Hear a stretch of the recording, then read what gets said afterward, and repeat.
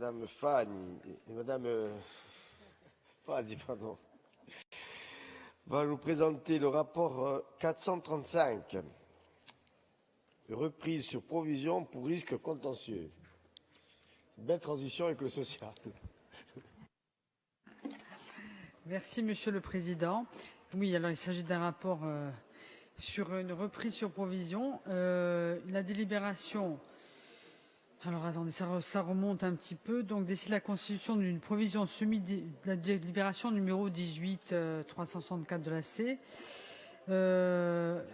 Doit être reprise. C'est dans le cadre de l'annulation d'un marché public de travaux publics en vue d'un aménagement du carrefour de Fouriane. La collectivité avait été condamnée à verser à la société 20 REC 50 le 18 juillet 2014 en première instance et le 18 novembre 2019 par un arrêt en appel d'accord administratif d'appel de Marseille a versé la somme de 1 747 818 € portant intérêt au taux légal à compter du 18 août 2014 et de leur capitalisation à compter du 18 août 2015. Cet arrêt a été rendu définitif suite au rejet du pourvoi le 23 octobre 2020 par le Conseil d'État. La collectivité, par conséquent, procédera au mandatement de la somme correspondante. Je vous remercie. Merci. Donc, rapport de la commission sociale. Ah, pardon, non, pardon, excusez-moi. Rapport de la commission des finances. Je me suis trompé de rapport. Vous pouvez m'appeler le numéro, Monsieur le Président. C'est le rapport 435. Excusez-moi. Hein. Il y a un avis, donc c'est avis favorable, je crois. Oui. Pardon, avis favorable. Merci. Est-ce qu'il y a des demandes d'intervention? Oui, Jean-Marc. Oui, Monsieur le Président, je voudrais revenir, puisqu'il s'agit d'un contentieux, ça s'adresse moins à Madame Faz qu'à Madame Maté. On a longuement parlé ce matin du contentieux Corsica-Ferris. Je voudrais savoir, dans le temps qui nous sépare du règlement définitif de ce contentieux, est-ce que les amendes de 14 000 € par jour continuent à courir? Première question. Deuxième question, si c'est le cas, et puisqu'on se dirige vers une sortie, on va dire à l'amiable, une sortie négociée, consensuelle, pourquoi est-ce qu'on ne fait pas diligence? Troisième observation, Madame la Présidente, relativement à votre intervention, Madame Maté a parlé d'une intervention longue, dense et dynamique. Elle était tout à fait longue, dense et dynamique. Le problème, c'est qu'elle ne répondait pas totalement à la question posée. Donc on pourrait se servir de ce dossier, en marge de ce dossier, pour y répondre. Nous, ce qu'on a voulu vous dire, très clairement et rapidement, c'est que nous restons très attachés au principe de la délégation de service public. Vous pointez une divergence, enfin, prétendue divergence dans le groupe entre ce qu'aurait dit M. Marcangeli et moi-même et ce qu'a dit ce matin M. Savigny. On y reste très attachés, simplement.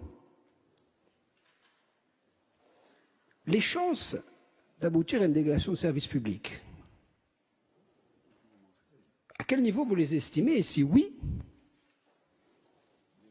pour autant que ce soit 50-50, on considère que c'est plus 20-80 que 50-50. Nous, ce qu'on vous demandait tout simplement, Madame Maté, c'est le plan B. Or, ce matin, dans la question, clairement formulée et à l'écrit, à l'oral d'ailleurs, on parle de questions orales, questions écrites, il n'y avait pas de réponse à cette question. Donc on continue à attendre cette réponse. Je ne suis pas très éloigné du sujet, hein, un peu, mais c'est une façon aussi de rebondir, puisque c'est la gestion des contentieux, parce que vous avez dit dans votre intervention que vous avez eu beaucoup de courage. Ah, à 15 000 € par jour, le courage, nous, on associerait plutôt la responsabilité. Donc on veut savoir, plus qu'il est question de risque, de contentieux et dans ce rapport précisément de la façon dont généralement vous appréciez les risques et donc, comment dire, l'argent public qui s'attache à ces risques, comment est-ce que vous gérez la période qui court d'une façon générale en responsabilité? Et je ne doute pas que vous donnerez une réponse courte, dense et dynamique. Il y a d'autres demandes d'intervention, mais sur le sujet. Parce que là, on était un peu hors sujet, mais bon, c'est pas trop grave. Il n'y en a pas. Alors, pour continuer hors sujet, moi, je ne voulais pas intervenir ce matin. J'aurais bien aimé. Parce qu'il y aurait tant à dire sur un modèle social qu'on a toujours combattu et qu'on continuera à combattre. C'est peut-être le plan B. En tout cas, en ce qui nous concerne, à Fapo-Bouloussem, le modèle social que vous essayez de nous présenter sans DSP ou sans délégation de service public, on le combattra, comme on l'a toujours fait. Et personnellement, le plan B, c'est quoi? De mettre 400 ou 500 personnes dans la rue au chômage.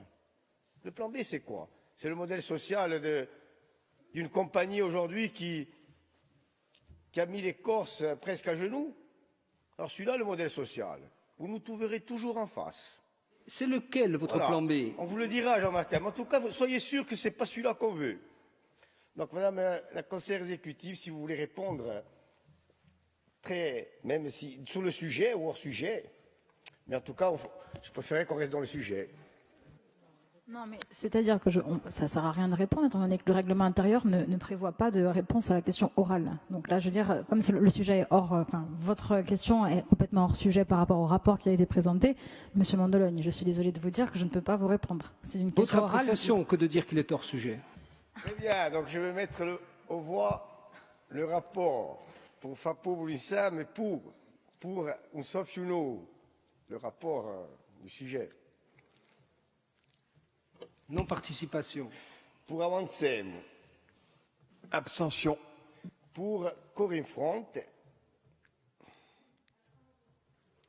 Très bien, donc le rapport est adopté.